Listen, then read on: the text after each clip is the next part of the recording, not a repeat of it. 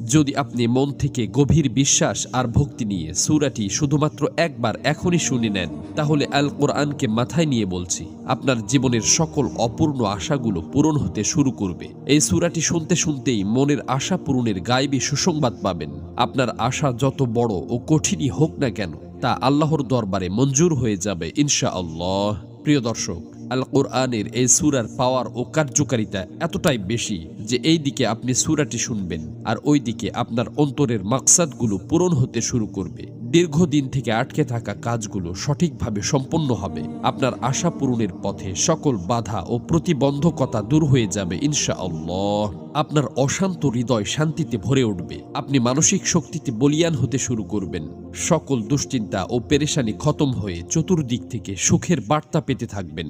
আপনার কাছে অফুরন্ত রিজিকের ভান্ডার এমনভাবে আসতে থাকবে যে চোখের পলকে আপনার জীবনের সকল অভাব অনটন মুছে যাবে। সুবহানাল্লাহ। প্রিয় দর্শক, সূরাটি আপনাদেরকে শুধুমাত্র মনোযোগ দিয়ে প্রথম থেকে শেষ পর্যন্ত শুনতে হবে, কেননা যে কোনো আমলের ফলাফল তার শেষ পরিণতির ওপর নির্ভর করে। এজন্য আপনি যদি মহান আল্লাহর এই সূরাটি পরিপূর্ণ না শুনেই চলে যান, তাহলে আপনাদের কোনো কাজই বাস্তবায়ন হবে না, বরং যে আশাগুলো পূরণ হতে যাচ্ছিল তা আবার বিগড়ে যাবে। এজন্য অনুরোধ করছি মহান কোরআনের এই সূরাটি কেবলমাত্র একবার মন থেকে শেষ পর্যন্ত শোনার জন্য। আল্লাহর কাছে দোয়া করছি, হে আল্লাহ, যারা ধৈর্য ধরে আপনার সুমহান ফজিলতপূর্ণ এই সূরাটি শোনার জন্য অধীর আগ্রহে বসে আছে, হে মালিক, আপনি তাদের মনের সকল তামান্না ও চাওয়া পাওয়াগুলো পূরণ করে দিন। আমিন। কমেন্ট বক্সে আপনিও আমিন লিখে দোয়াতে শরীক থাকুন, কেননা কে জানে যে কার দোয়া কখন কবুল হয়ে যায়। তো চলুন সূরাটি শুনে নেওয়া যাক। বিসমিল্লাহির রহমানির রহিম।